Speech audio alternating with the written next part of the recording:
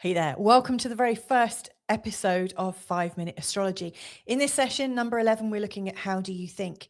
So, you think all day, you spend all your time thinking, writing, emailing, chatting with people. But have you ever stopped to notice how you think?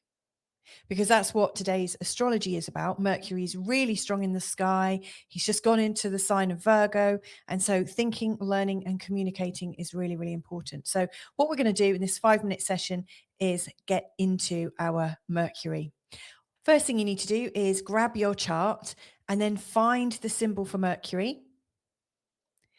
And then just notice what sign is he in and also which house is he in your birth chart. And just to demonstrate, I'm going to show you with our test chart. And so I've located, there's Mercury. You can see the symbol there. And you can see him right at the top of the chart here in the sign of Leo in the ninth house. And then if you look in the legend here, you can see Mercury is at 25 degrees in the sign of Leo. So you can identify where he is. Now, the sign he is in is showing how he operates, and the house that he's in is showing where your thinking shows up. Now, before you go into lots of interpretation, I actually want you to think about how you think. Like if you were to come up with 3 words to describe how you think, or maybe what are you mostly thinking about? And you might need to just pause this for a second. It could be helpful. I've got a few words. For instance, I'm hopeful. I'm optimistic in my thinking. I'm always thinking, like I'm enthusiastic about thinking. I'm curious about thinking, and I'm mostly thinking about work, honestly. But I don't know. What are your words?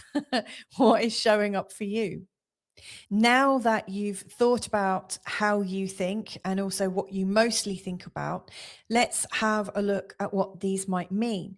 Now, if you've got your quick map to hand, you can scan down the signs of the zodiac and just get 3 words that describe your particular Mercury sign. You can also have a look at the houses, and again, you'll get 3 words that describe your Mercury sign. And so, what fits? Does any of that fit? Does that make sense? Does that feel like that's a match for you? Also, what doesn't fit? Is there anything there that surprises you that you didn't automatically think about, but then on reading it, you think, actually, that really does fit? And so, what we've done here today is just identified where Mercury is by sign and house. And I don't know about you, and I don't know about your practice, but if you're the kind of person that's going to be writing this down, grab your notebook and make some notes, because over time, if you have a little reflection like this, you're going to start learning about your chart very, very quickly.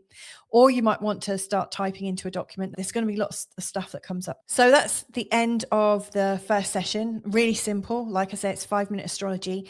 But don't just do it on your own. If you want to come to school and do it with us, it would be really, really great. You can tell us your Mercury sign and house, your 3 words, and what you notice. You might find that there are people in the community with the same house or the same sign as you. And wouldn't it be interesting just to see what they're putting down? After all, this is how we really learn the living language of astrology. If you haven't joined me on school, the address is www.school.com and it's /5 minute astrology. So anyway, lots and lots of love to you. Have a great day, and I'll catch up with you real soon with another 5 minute astrology. Bye for now.